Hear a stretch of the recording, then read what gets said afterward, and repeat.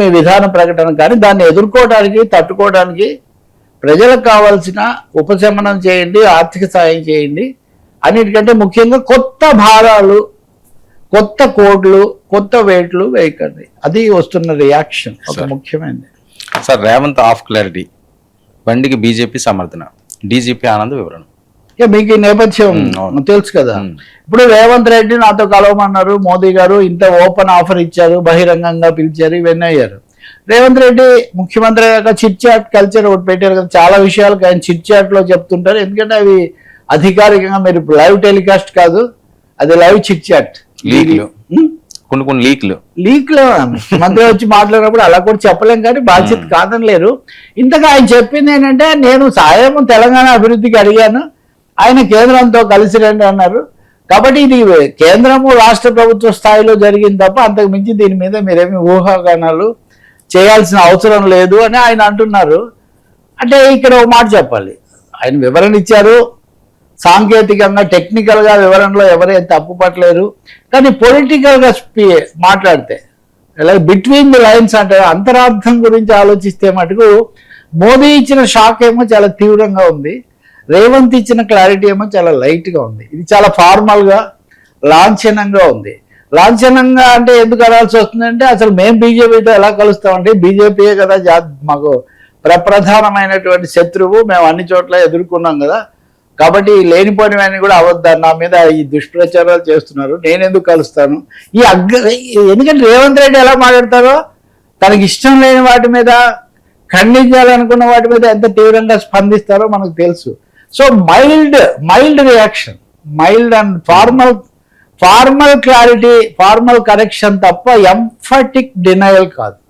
Revanth Reddy choose not to deny very emphatically, once for all. ఇంకా నేను శాశ్వతంగా చెప్తున్నాను, మీరు ఇట్లాంటి మాట అలా చెప్పలేదు. ఆయన చాలా డిప్లొమాటిక్ గా, పైగా మోదీ చెప్పిందని నేను బలపరుస్తున్నాను అన్నారు.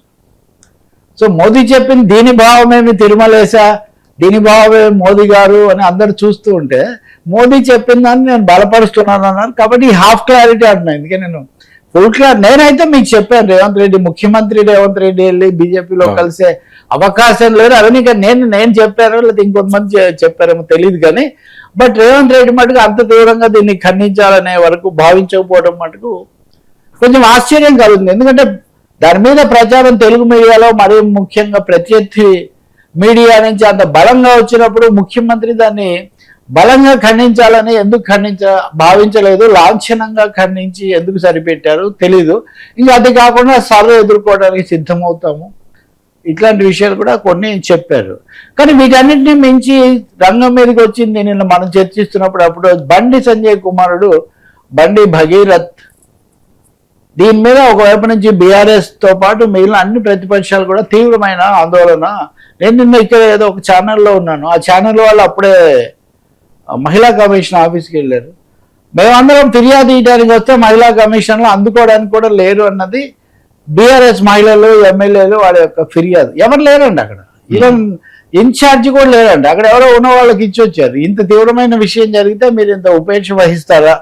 ఇంకొకటి, బండి సంజయ్ ఆ సమయంలో అటు ప్రధానమంత్రి ఇటు ముఖ్యమంత్రి మధ్యలో కూర్చుని ఉన్నారు. ఈ స్థాయిలో జరుగుతుంటే వాళ్ళ మీద ఎవరైనా చర్య తీసుకోవడానికి ఎలా సిద్ధపడతారు అని ఒక మాట. సరే, మూడో వైపున చూస్తే బండి సంజయ్ ఖండించారు, ఏది నా మీద నా కుటుంబం మీద దుష్ప్రచారం చేస్తున్నారు అంటే ప్రభుత్వం వైపు నుంచి చర్య మొదలు కాకముందే అటువైపు నుంచి హోంమంత్రి, సహాయ మంత్రి హోదాలో ఉన్న బండి సంజయ్ అది నిజం కాదు అని ప్రధానమంత్రి ఉన్న వేదిక మీద నుంచి ఖండిస్తే, లేదా అధికారిక వేదిక మీద నుంచి ఖండిస్తే పోలీసులకు కానీ అధికార వ్యవస్థకు కానీ ఎలాంటి సంకేతాలు వెళ్తాయి అన్నది ముఖ్యమైన ప్రశ్న.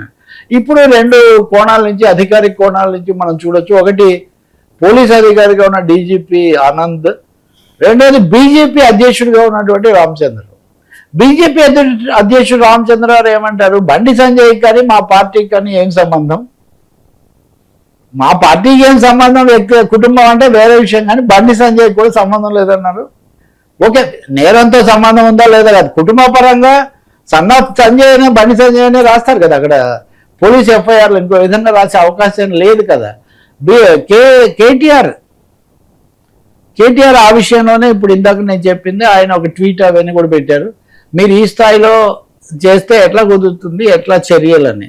రెండవది, ముఖ్యమంత్రి స్వయంగా ఆగ్రహం వెలిబుచ్చారు, చిట్చాట్లో ఆగ్రహం వెలిబుచ్చారు.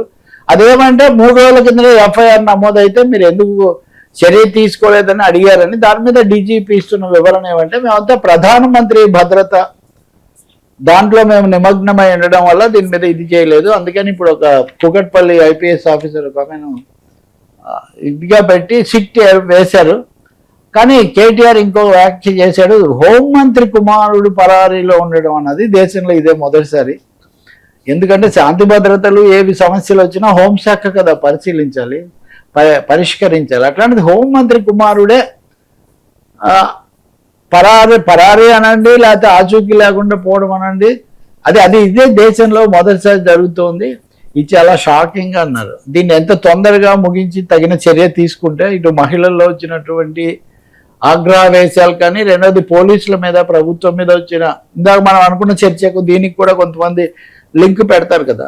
మూడోది బీజేపీకి సంబంధించి కూడా ఇప్పుడు ఏమీ లేకుండా వాళ్ళు చూసుకుంటారు, కుటుంబం అంటే వేరు. కానీ ఏ పార్టీలకు సంబంధించిన అగ్రనాయకులు, మంత్రులు, కేంద్ర మంత్రులు, రాష్ట్ర మంత్రులు వీళ్ళ మీద వస్తే మాకేం సంబంధం లేదు అంటే అది ఎలా కుదురుతుంది? కాబట్టి కొన్ని రోజుల కిందట ఉదాహరణ కేటీఆర్ గారి బావమర్ది మీద ఒకటి అన్నారు, లేకపోతే ఇంకో చోట రేవంత్ రెడ్డి గారి సోదరుడి మీద వచ్చింది అన్నారు. బీజేపీ వాళ్ళు అన్ని చోట్ల ఇప్పుడు రాలేదు. సోనియా గాంధీ అల్లుడనే కదా ఒక ఆయన మీద చాలా కేసులు పెట్టి ఇవన్నీ చేస్తున్నారు. కాబట్టి ఈ ద్వంద్వ నీతి కుదరదు రాజకీయాల్లో. పబ్లిక్ లైఫ్ లో, ప్రజా జీవితంలో ఉన్న తర్వాత వచ్చిన ఆరోపణలను ఎదుర్కోవాలి, న్యాయం చేయాలి. తప్పు జరిగిన దానికి శిక్షను కాదు చర్యలు మొదలవ్వాలి, తర్వాత కోర్టులు దాని మీద చర్య తీసుకుంటాయి. మొత్తానికి తెలంగాణ రాజకీయాల్లో బండి ఒక దుమారమే ఈ మధ్యకాలంలో లేనంత ఈ స్థాయిలో అని చెప్పాల్సి ఉంటుంది. ఎంత తొందరగా పోలీసులు దీన్ని ముగిస్తారు అన్నది చూడాలి. సార్ అమరావతిలో సింగపూర్ సిటీ పుంగోల్ హంగామా